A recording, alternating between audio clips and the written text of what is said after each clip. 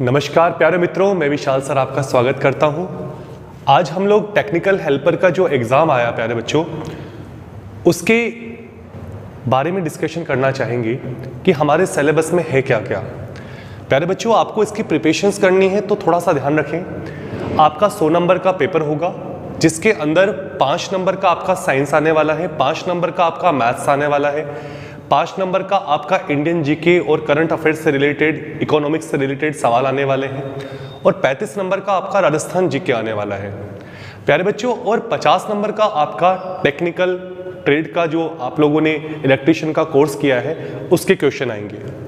ये pre qualify marks है, इसका मतलब है कि आपका जो आपको जॉब मिलेगी उसमें इसका नंबर काउंट नहीं होगा। अभी ये प्रारंभिक परीक्षा है जिसमें 10 गुना विद्यार्थियों को पास किया जाएगा, यानी कि 15,120 विद्यार्थी पास किए जाएंगे। टोटल जो सीटें हैं हमारी बिजली बोर्ड में जो आई है वो 1512 वैकेंसीज आई है। अगर इसको 10 गुना किया जाए तो 15,120 पद होते हैं। तो प्यारे बच्चों, ये तो थी पदों की बात और सिलेबस की बात, जो कि हम लोगों ने जानकारी ले ली है। आप सभी को इसी के बारे में जानकारी होगी, आप सभी लोगों ने फॉर्म डाल दिया होगा। तो फॉर्म अगर हम लोगों ने डाल दिया है तो हम लोग ये चाहते हैं कि हम लोग इसकी प्रिपरेशंस कैसे कर पाए। प्यारे बच्चों, एक बात याद रखिएगा, टेक्निकल कोई हार्ड नहीं है, कठिन नहीं है। अगर इसे आसान तरीके से पढ़ा जाए तो ये बहुत आसान हो जाती है। आज हम लोग पहली क्लास को आपके लिए डाल रहे हैं। दर्पण क्लासेस की ओर से हम लोग फर्स्ट लेक्चर को रिकॉर्ड कर रहे हैं। तो ये आपके YouTube चैनल पर, हमारी दर्पण क्लासेस के YouTube चैनल पर आपको ये लेक्चर आसानी से अवेलेबल हो जाएगा। तो प्यारे बच्चों, आज हमारा जो टॉपिक है वो इलेक्ट्रिशियन से रिलेटेड है। आवेश बहुत ज़्यादा इंपॉर्टेंट चीज़ है। आवेश क्या होता है, विद्युत क्या होता है, इसके बारे में हम लोग जानकारी लेना चाहेंगे।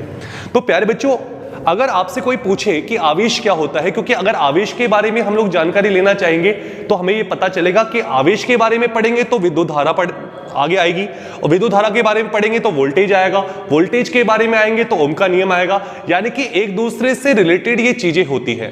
तो प्यारे बच्चों, आपको ये ध्यान में रखना है कि हम लोगों ने जो पहली क्लास में डिस्कशन करना है, यानी कि हमारी इलेक्ट्रिशियन की जो शुरुआत करेंगे वो आवेश से करेंगे। आवेश का मतलब होता है चार्ज। तो आज का हमारा जो टॉपिक है उसका नाम है आवेश। तो प्यारे बच्चों, आवेश क्या होता है? देखो, हमारा जो टॉपिक है उसका नाम है आवेश। आवेश को बोला जाता है चार्ज। क्या बोला जाता है प्यारे बच्चों? चार्ज कहा जाता है। और आवेश जो होता है इसे किससे दर्शाते हैं? क्यू से दर्शाते हैं। और अगर मैं तुमसे कहूं कि आवेश जो है इसका मात्रक क्या होता है, तो आपके दिमाग में आ रहा होगा सर इसका मात्रक क्या होगा? तो मैं कहूंगा प्यारे बच्चों, इसका मात्रक होता है कूलाम। क्लियर? आप आगे बढ़े। आपने बोला कि सर ये किस प्रकार की राशि है, यानी कि क्या इसके लिए दिशा की आवश्यकता होती है क्या? हम बोलेंगे इसके लिए दिशा की आवश्यकता नहीं होती है।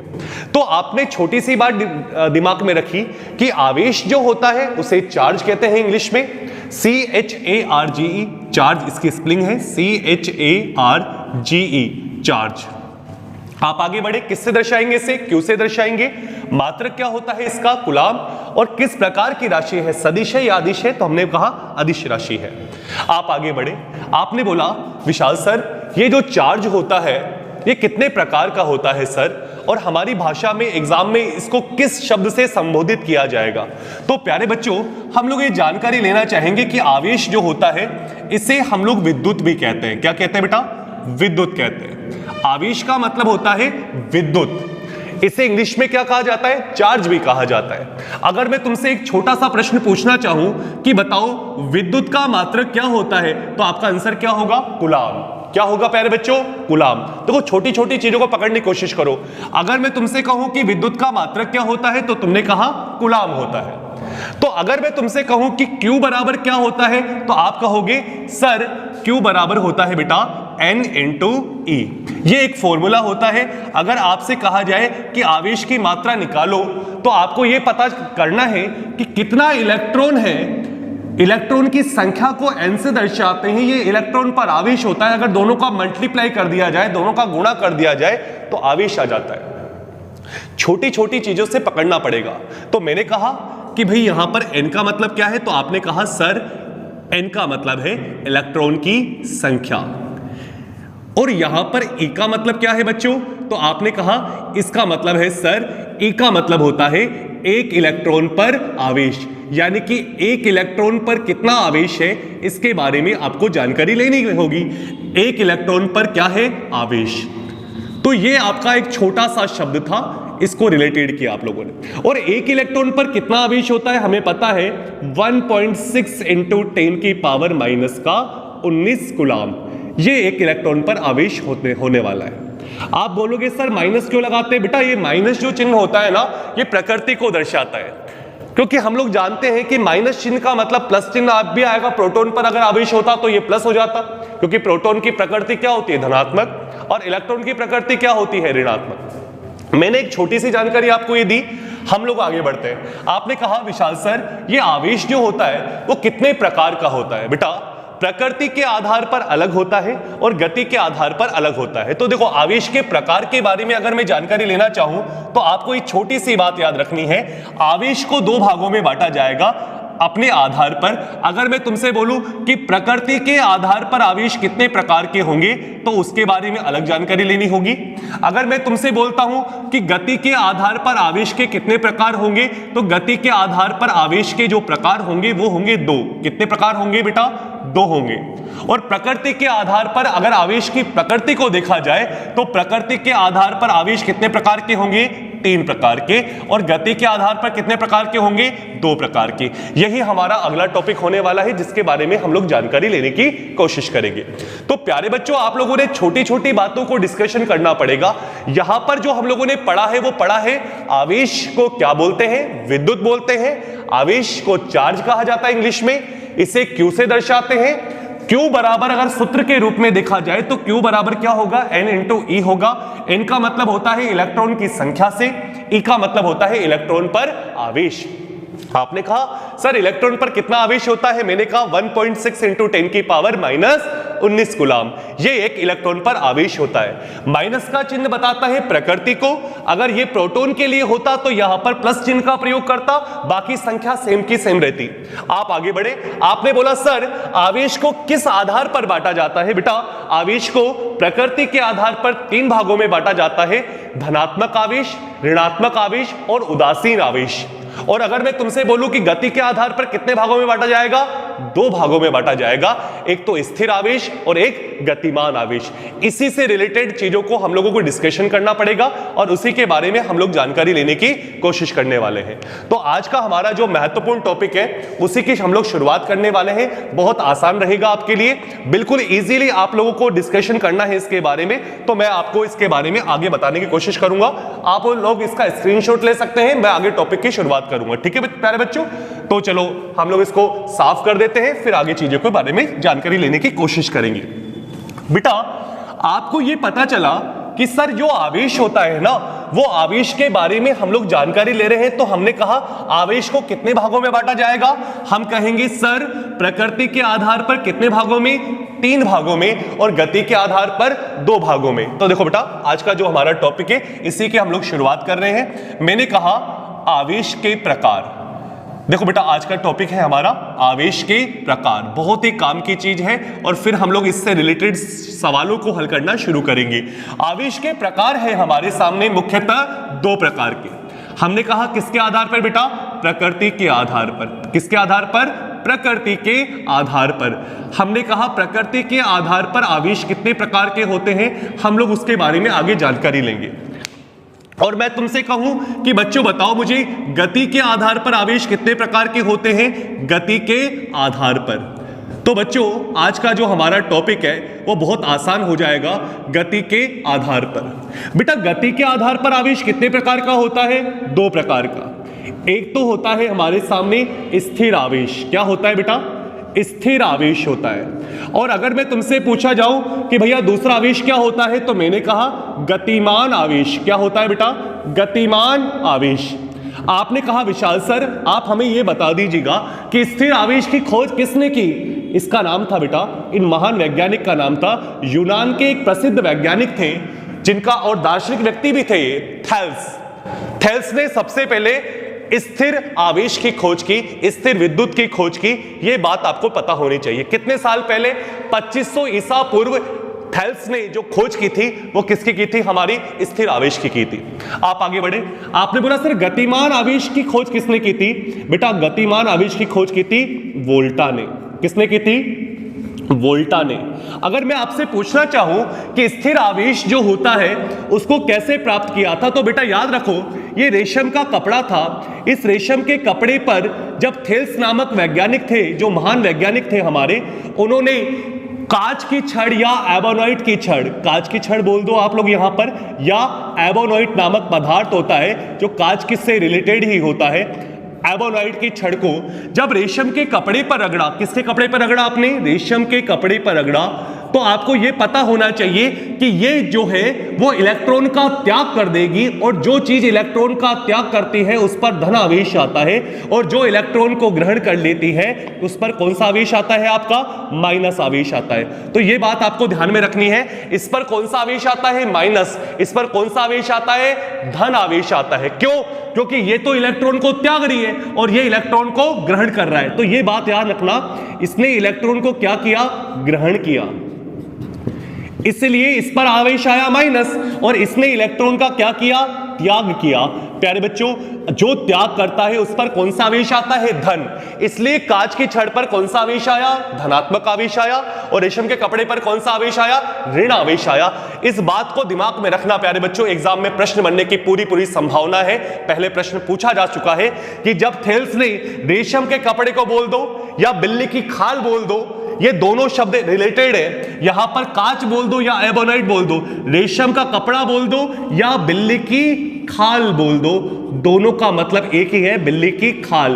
तो एग्जाम में कुछ भी दे दिया जाए, आप लोग बिल्कुल भी गड़बड़ मत करना प्यारे बच्चों, क्योंकि एग्जाम्स में छोटी छोटी बारीक चीजों से प्रश्न बनने की संभावनाएं रहती है। हम लोग क्या करते हैं? बड़ी बड़ी चीजों को पढ़ते पर छोटी छोटी चीजों पर ध्यान नहीं देते जहां से प्रश्न बनने की संभावनाएं रहने वाली है। आपसे पूछा गया गतिमान आवेश की खोज किसने की थी? वोल्टा ने। किस क्रिया के द्वारा की थी प्यारे बच्चों? रासायनिक क्रिया के द्वारा। किसके द्वारा?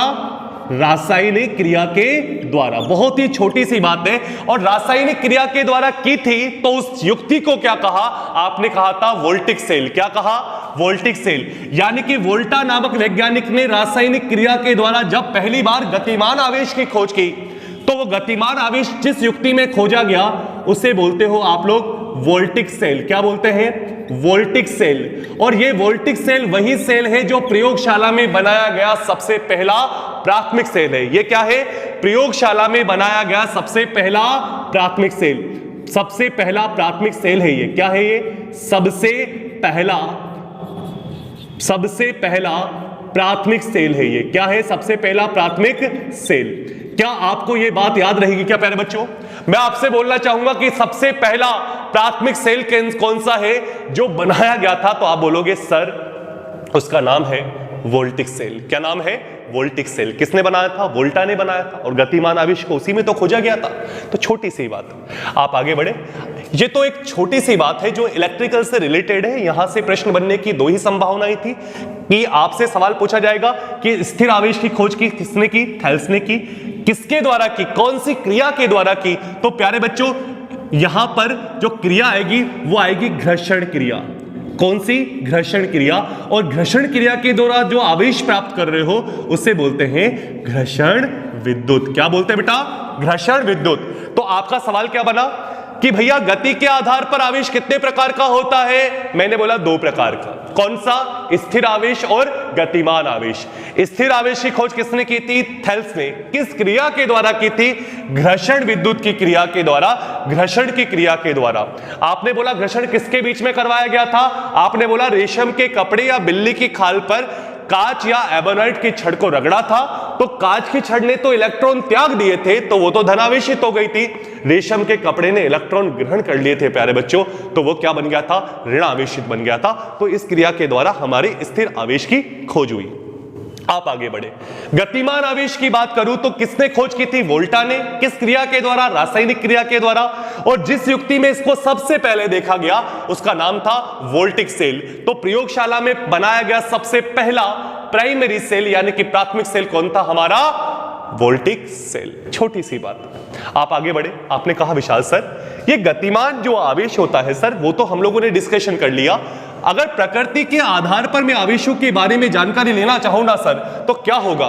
तो बेटा इसके लिए आपको यह जानकारी देनी चाहिए कि प्रकृति के आधार पर जो आवेश होता है वो मुख्यतः 3 प्रकार का होता है। एक तो होता है आपका धनावेश, एक होता है आपका ऋणावेश, और एक होता है आपका ऋण आवेश होता है दूसरे नंबर का, और लास्ट में होता है आपका गतिमान आवेश। क्या होता है बेटा? गतिमान आवेश होता है। तो इन्हीं से रिलेटेड हमारा प्रश्न बनता है। ये साइंस का भी टॉपिक है आपका और टेक्निकल का भी है। ये मिड का पॉइंट है, मध्यम का है। ये साइंस में भी आता है और टेक्निकल में भी आता है। हम लोग इसके बारे में भी जानकारी लेने की कोशिश करना चाहेंगे प्यारे बच्चों। तो आज का हमारा जो टॉपिक है, मैं इसकी सारणी बना करके अलग अलग करूंगा, और ताकि आप लोगों को कोई भी गलती ना हो, आप लोग आसानी से याद कर पाओ। तो बच्चों आज हम लोग जानकारी लेना चाहेंगे प्रकृति के आधार पर जो आवेश है हमारे सामने वो कितने प्रकार का हो जाएगा, उसी से रिलेटेड चीजों को पढ़ना चाहेंगे हम लोग, आसानी से याद हो जाएगा बेटा। तो चलो, प्रकृति के आधार पर आवेश जो है वो 3 प्रकार में टूटेगा और तीनों प्रकार के कणों को डिस्कशन करना पड़ेगा, और वहीं से हमारा प्रश्न बनने की संभावनाएं रहेगी। तो हमने कहा सर 3 प्रकार का आवेश था प्रकृति के आधार पर। तो बेटा देखो, प्रकृति के आधार पर आवेश जो है वो 3 प्रकार के कणों में विभाजित हो जाएगा। मैं आपको जानकारी देना चाहूंगा इसके बारे में। मैंने कहा कि भाई ऋण आवेश की बात करें या धन आवेश, सबसे पहले लिखा था मैंने धन आवेश। तो आपने कहा सर धन आवेश क्या होता है, कहां पाया जाता है? बेटा ये हमारे परमाणु का एक कण होता है जो नाभिक में पाया जाता है, जिसका नाम होता है प्रोटॉन। और ये प्रोटॉन जो होता है ये धनावेशित कण होता है।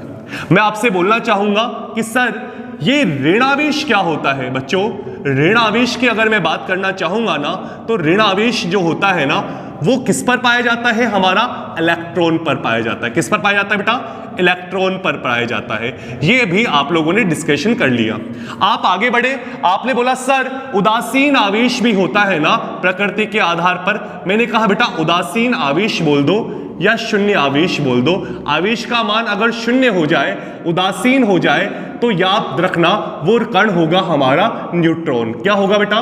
न्यूट्रॉन होने वाला है। छोटी सी बात है, प्यारी सी बात है, कंफ्यूजन की कोई बात ही नहीं है, बिल्कुल आसानी से डिस्कशन कर डाला आप लोगों ने। आपने कहा सर प्रकृति के आधार पर आवेश कितने प्रकार का है? धनावेश, ऋणावेश व उदासीन आवेश। उदासीन आवेश को क्या बोलते हैं? शून्य आवेश, जो किस कण पे मिलता है? न्यूट्रॉन पर।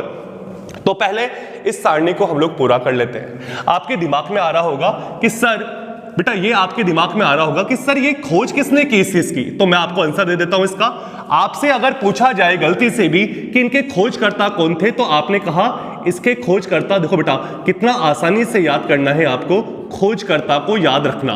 खोजकर्ता कैसे हैं? धन आवेश यानी कि प्रोटॉन के खोजकर्ता थे हमारे गोल्डस्टीन। कौन थे बेटा? गोल्डस्टीन थे। आप आगे बढ़े, आपने बोला ऋणावेश यानी कि इलेक्ट्रॉन के खोजकर्ता कौन थे? J Thomson. देखो बेटा जे थॉमसन थे। बिल्कुल आसानी से आप लोगों ने डिस्कशन किया, ये थे हमारे जे थॉमसन। और न्यूट्रॉन की खोज की थी जेम्स चैडविक ने। किसने की थी बेटा? जेम्स चैडविक ने की थी। आप लोग आराम से चलते जा रहे हैं। आपने बोला सर ये तो बहुत आसान हो गया कि भैया धनावेश यानी कि प्रोटॉन की खोज की थी गोल्डस्टीन ने। मैं आगे बढ़ा, इलेक्ट्रॉन की खोज की थी जे थॉमसन ने, और उदासीन आवेश यानी कि न्यूट्रॉन की खोज की थी जेम्स चैडविक ने। आपके दिमाग में अगला प्रश्न आ रहा होगा, सर सन कौन सा था ना? सन के बारे में जानकारी ले लेते बेटा। ईयर कौन सा था? यही आपका दूसरा प्रश्न बन रहा होगा बेटा। 1886। कितना है? 1886। इसका है बेटा 1897। कितना है? 1897। और यह है 1932। अभी ये एग्जाम जो हुआ है आपका राजस्थान का, उसमें ये क्वेश्चन काफी फेमस था कि न्यूट्रॉन की खोज कौन से सन में हुई थी और किस वैज्ञानिक ने की थी। उसका नाम था जेम्स चैडविक और सन था 1932। 1932 में इसकी खोज हुई थी। आप आगे बढ़े, आपने बोला सर इस पर आवेश की मात्रा कितनी होती है? यही आपका अगला प्रश्न बन रहा होगा, आवेश की मात्रा। तो बेटा मैं बता देता हूं आपको, आवेश की मात्रा को डिस्कशन करते हैं। प्रोटॉन पर आवेश होता है, प्लस लगा लो आगे, 1.6 इंटू 10⁻⁻⁻19। पीछे क्या आएगा? कूलाम। यानी कि इलेक्ट्रॉन पर और प्रोटॉन पर जो आवेश होता है उसकी मात्रा हमेशा बराबर होती है, लेकिन प्रकृति क्या होती है, अलग अलग। अगर मैं इलेक्ट्रॉन की बात करूं तो यहां माइनस लगा देना, 1.6 इंटू 10 की पावर माइनस का 19, पीछे क्या लगा देना बच्चों, कूलाम लगा देना। और अगर मैं तुमसे पूछना चाहूं कि भैया न्यूट्रॉन पर आवेश कितना होता है, बेटा 0 होता है, कोई आवेश ही नहीं होता। छोटी सी बात है। आप आगे बढ़े, आपने बोला विशाल सर ये तो आपने हमें पहले ही बता दिया, अब आप क्या बताना चाहते हैं? तो बेटा मैं आपको इसका द्रव्यमान बताना चाहता हूं, जो कि मेरे लिए बहुत ज्यादा काम करता है यहां पर, क्योंकि आपको यहां से प्रश्न बनने की संभावनाएं रहती है। अगर मैं तुमसे बोलूं कि प्रोटॉन का द्रव्यमान कितना होता है, तो द्रव्यमान को हम लोग जानते हैं कि द्रव्यमान का मूल मात्रक क्या होता है बेटा, किलोग्राम में लिया जाता है, तो किलोग्राम में ही यहां नापेंगे। तो कितना होगा बेटा द्रव्यमान, 1.672 इंटू 10 की पावर माइनस का 27 किलोग्राम, ये होता है प्रोटॉन का द्रव्यमान। और अगर मैं इलेक्ट्रॉन के द्रव्यमान की बात करूं ना, तो 9.1 इंटू 10 की पावर माइनस का 31 किलोग्राम, ये किसका होता है हमारा, जल्दी बताना, इलेक्ट्रॉन का द्रव्यमान। याद रख लेना, गलती बिल्कुल नहीं करना। और न्यूट्रॉन के द्रव्यमान की बात करूं तो 1.674 इंटू 10 की पावर माइनस का 27, पीछे क्या आएगा, किलोग्राम। छोटी सी बात है ना, छोटी सी बात है। अब प्यारे बच्चों मुझे इतनी सी बात बताना, आप लोग छोटी सी बात बताना, अगर मैं तुम्हें ये द्रव्यमान दे दिए गए हैं और मैं आपसे पूछूं कि सबसे भारी कौन सा है इन तीनों में से, तो बेटा आप लोग बताओ। ये दोनों लगभग बराबर दिख रहे हैं ना, प्रोटॉन और न्यूट्रॉन, लेकिन यहां पर अंतर आ रहा है 1.672 और यहां पर आ रहा है 1.674, तो ज्यादा भारी कौन सा हुआ? ऑब्वियसली बात है न्यूट्रॉन हुआ, क्योंकि न्यूट्रॉन और प्रोटॉन का द्रव्यमान लगभग बराबर होता है। पर अगर दोनों में ही तुलना करने की बात कर दी जाए कि बताओ आपको कि दोनों में से ज्यादा भारी कौन सा है, तो थोड़ा सा भारी होता है न्यूट्रॉन। न्यूट्रॉन प्रोटॉन की तुलना में थोड़ा सा भारी होता है। आपने काफी कुछ डिस्कशन किया यहां से, सारणी भी आप लोगों ने याद कर ली होगी। सारणी बिल्कुल आराम से याद करनी है, कोई गड़बड़ नहीं करना। एग्जाम में छोटे छोटे सवाल बन जाते हैं बेटा यहां से। आप लोग इलेक्ट्रिशियन की बात करें या साइंस की बात करें तो ये सारणी बड़ी काम की होती है प्यारे बच्चों। हमें इसको आराम से आप लोग स्क्रीनशॉट ले लें, बहुत काम की चीज है। इसको घर पर बैठ करके उतार लें, याद करने की कोशिश करें। मैं जानता हूं कि आप लोग बिल्कुल भी गड़बड़ नहीं कर पाओगे। कहीं बच्चों से मैं कहना चाहूंगा, कहीं बच्चे कहते हैं सर सवाल कहां से बनेंगे, बेटा तुलना करवा लेता है वो आपसे पूछता है कि बताओ ये प्रोटॉन जो होता है वो इलेक्ट्रॉन से कितने गुना भारी है, तो आप बोलोगे 1845 गुना। ये पहला प्रश्न है आपका कि अगर आपसे पूछा जाए कि प्रोटॉन इलेक्ट्रॉन से कितने गुना भारी है, तो आपने बोलोगे कि प्रोटॉन इलेक्ट्रॉन से 1845 गुना भारी है। प्यारे बच्चों कितनी छोटी सी बात है ना। अगर मैं तुमसे पूछूं कि सबसे भारी कौन सा है, तो आप बोलोगे न्यूट्रॉन सबसे भारी है। मैं बोलूं सबसे हल्का कौन सा है, तीनों में इलेक्ट्रॉन सबसे हल्का है ना। आप लोग खुद बताओ, 9.1 इंटू 10 की पावर माइनस 31 है, और जिसकी संख्या ज्यादा और माइनस की घात वो संख्या सबसे छोटी हो जाती है। बेटा इसके सवाल आपके सामने एग्जाम में बनने वाले। आप बोलोगे सर याद नहीं होता, बड़ी दिक्कत हो जाती है ना याद करने में। तो देखो छोटी सी बात याद करने की कोशिश कीजिएगा प्यारे बच्चों। अगर मैं आपको एक छोटी सी ट्रिक बताऊं कि इनके खोजकर्ता को आपको याद रखना है, तो ये प्रश्न तो आपके दिमाग में आ गया ना कि प्रोटॉन इलेक्ट्रॉन से कितने गुना भारी है, ये वाला इससे कितने गुना भारी है, आपने बोला 1845 गुना। और अगर मैं तुमसे जानकारी लेने की कोशिश करना चाहूं कि बताओ इनके खोजकर्ता को कैसे याद करोगे, तो आपने एक छोटी सी ट्रिक लगा ली। बताओ कितनी छोटी सी ट्रिक है। आपने याद किया ईट पग नाच। क्या करना है प्यारे बच्चों, ईट पग नाच। देखो छोटी सी ट्रिक बना ली हमने। इससे क्या होता है इलेक्ट्रॉन, ट से क्या होता है टॉमसन या थॉमसन। क्या बोलेंगे बेटा, याद करने का तरीका है ना। इससे क्या बना इलेक्ट्रॉन, टॉमसन या थॉमसन। प से क्या बना प्रोटॉन, और भैया ग से क्या बना, जल्दी बताना प्यारे बच्चों, गोल्डस्टीन। क्या बना, गोल्डस्टीन। और अगर मैं तुमसे जानकारी लेना चाहूं कि न से क्या बना, तो आपने बोला सर न से न्यूट्रॉन बना, और च से क्या बन गया, चैडविक बन गया। च से क्या बन गया प्यारे बच्चों, चैडविक बन गया। कितने मजे की बात है, ईट पगनाच। और सन लगा दिया भाई साहब, ई से इलेक्ट्रॉन, ट से थॉमसन, सन था 1897, प से प्रोटॉन, ग से गोल्डस्टीन, सन था 1886, और च से नाच, न से न्यूट्रॉन, च से चैडविक, और सन था 1932। छोटी सी बात है ना, छोटी छोटी बातों को पकड़ना पड़ेगा, तभी एग्जाम निकलने की संभावनाएं होती हैं प्यारे बच्चों। हम लोग सोचते हैं कि बहुत बड़ी चीजें आ रही है एग्जाम्स में, नहीं आता है। छोटी छोटी बारीकियों पे ध्यान देने की कोशिश करनी है, तभी जाकर के एग्जाम निकल जाता है प्यारे बच्चों। छोटी छोटी चीजों को जानकारी में लाना पड़ेगा आपको सीखना पड़ेगा कि प्रश्न बनता कैसे है। आपको अगर वो समझ विकसित कर ली तो इलेक्ट्रीशियन हो, कोई सा भी एग्जाम हो, उसको आप लोग आसानी से निकाल सकते हो। लड़का सोचता है पढ़ने से सिलेक्शन होता है, मैं कहता हूं सही तरीके से पढ़ने से सिलेक्शन होता है, पढ़ने से सिलेक्शन नहीं होता। मेहनत तो सभी कर रहे हैं। आप मुझे इतनी सी बात बताइएगा, अगर किसी व्यक्ति ने साइकिल स्टैंड पे लगा रखी है और वो लगातार पैडल मार रहा है, अपनी पूरी एनर्जी को लगा रहा है, तो क्या कभी साइकिल अपनी जगह से हिल पाएगी? क्या नहीं हिल पाएगी। इसलिए प्यारे बच्चों, हमें अपने स्टैंड को हटा करके सही दिशा में, सही डायरेक्शन में पैडल को मारना है, ताकि हम लोग अपनी मंजिल तक पहुंच जाए। इसी के आधार पर मैंने आपको यह बताने की कोशिश की है, छोटी छोटी बातें हैं। अब आपके सामने सवाल बनाने की कोशिश करता हूं कि सवाल कैसे बनते हैं। मैंने आपसे उठा के पूछ लिया कि बताओ न्यूट्रॉन की खोज कब हुई थी? 1932 में। किसने की थी? जेम्स चैडविक ने की थी। मैं आपके सामने आगे बढ़ा, मैंने कहा बताओ प्रोटॉन, न्यूट्रॉन और इलेक्ट्रॉन में सबसे हल्का कौन सा है? इलेक्ट्रॉन है। छोटी छोटी बातें हैं, ये सारणी में से रिलेटेड कोई भी प्रश्न बन जाए आप लोग कर पाओगे।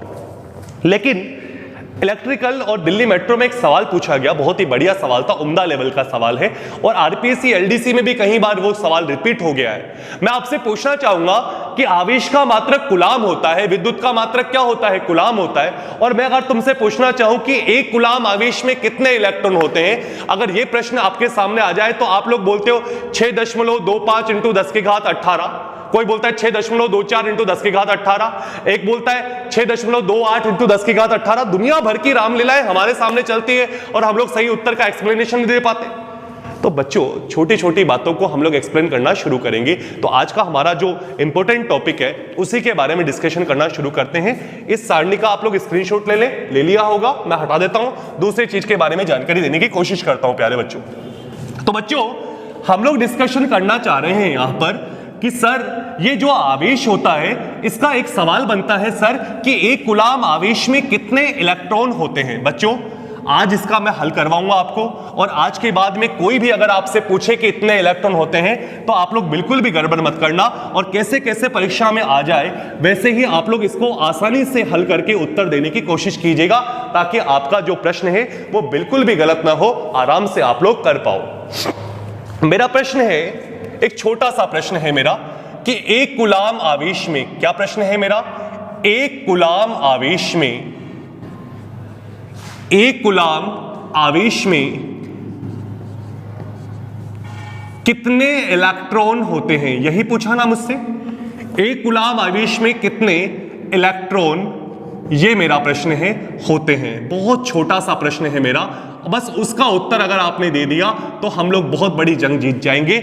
और मैंने आपके सामने ऑप्शन दे दिए बहुत सारे। मैंने पहला ऑप्शन दिया आपके सामने 6.25 इंटू 10 की घात 18, पीछे लगा दिया इलेक्ट्रॉन। एक दे दिया मैंने 1.625 इंटू 10 की पावर 18 इलेक्ट्रॉन। एक दे दिया मैंने तीसरे नंबर का, मैंने बोला आपको 9.1 इंटू 10 की पावर -31 इलेक्ट्रॉन। तीसरा ऑप्शन, चौथा ऑप्शन दिया मैंने आपके लिए 1.672 इंटू 10 की पावर -27 इलेक्ट्रॉन। चौथा, पांचवा दे दिया, 5 ऑप्शन आएंगे ना हमारे बिजली बोर्ड में, मैंने दे दिया 1.6 इंटू 10 की पावर -19 इलेक्ट्रॉन। बच्चा कंफ्यूज रह जाता है, और जो बच्चे तुक्के लगाना चाहते हैं वो तुक्के लगा सकते हैं, कोई दिक्कत वाली बात नहीं है। लेकिन अगर आपको प्रामाणिकता के साथ नहीं आता, ये 4 और 5 ऑप्शन आपके सामने दिए गए, बड़ा कंफ्यूजन हो गया है। अगर हमें निकालना आता तो शायद हम लोग ये गलती ना कर पाते। तो प्यारे बच्चों, हम लोग निकालना सीखते हैं। मैंने आपको सिखाया है हमेशा कि Q बराबर क्या होता है? N into E। Q बराबर क्या होता है प्यारे बच्चों?